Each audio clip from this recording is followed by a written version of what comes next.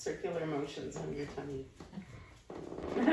Good warm up, good warm up. Yeah. So we're going to show you a cupping stroke that's very, very good for being able to loosen up the congestion in your chest if you had that going on.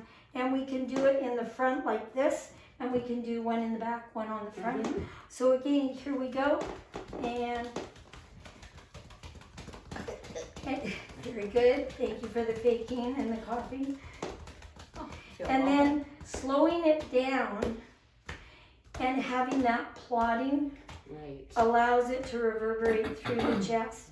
If you keep it superficial, folks, and you go fast like this, you don't get the same effect as slowing down like that with Margot. And Margot, you can even do more cup, like you're scooping a big amount of water. And then I'll show you with one person, I could go like this on the back, and I can even do it slower.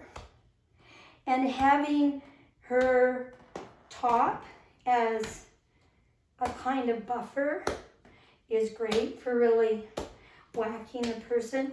And if they were skin on skin, then you could put a towel and be able to really do that. So you just want that slow. So let's do it single. And there you go. Is this what they do for cystic fibrosis? Yep, lots of respiratory stuff. Yeah. Okay, and we've got that. My brakes. Yeah. There they go. Sorry about that, Joe. You got the rhythm. Okay, and we'll speed it up.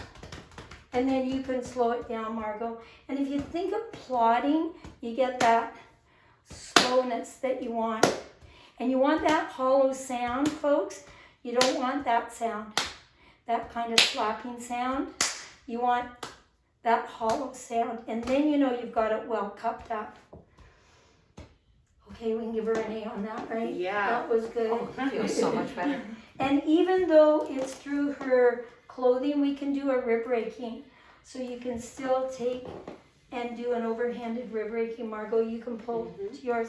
What we're doing is we're grooving in between the ribs.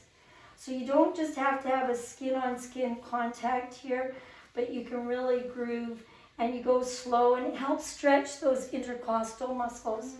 So again, the person doesn't have to be undressed. They don't have to be inside line. You could do a lot of adaptive stuff for people in the chair, especially palliative people, where when they have lung cancer, things like that, they're very rare that they can be very horizontal. So, and remember, these are also areas in the lower aspect, so we can rib rake this way too.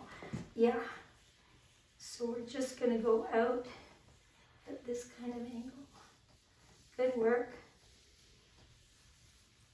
And then that fingertip kneading at the diaphragm. One hand, there I am leaning over. Remember, we can stand up and just let our arms do the extending. There we go. And you can see all that costal angle. Now we have a tickly type, so we should slow it down. Sorry, Margot. Is that better when we go slower, Joe? Yeah. Okay. And this really helps, especially when people have been coughing. This is the muscle that really gets a workout, and it gets stiff and sore, often affecting the ribs. Feels like you pop a rib, which sometimes people do, from just the force and the exertion of the coughing. Good work. Great. And now what we'd like to do, that we've loosened things up, Joe, is the compression. So we can do single-handed, which we did the other day, but we also want to show people how to do reinforced. So I'm going to probably change the angle here of the camera. Yep, I think that's going to work.